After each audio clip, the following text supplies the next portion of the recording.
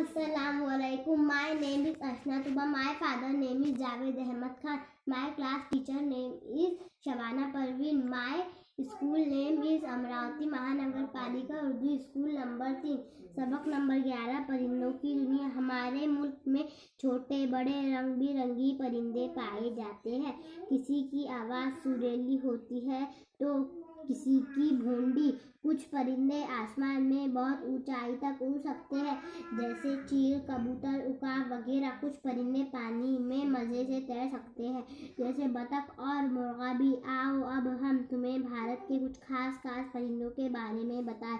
मोर हमारा कौमी परिंदा है. ये आमतौर पर 4 फीट लंबा होता है. उसकी गर्दन लंबी और रंग गहरा सब्ज और चमकदार नीला होता है.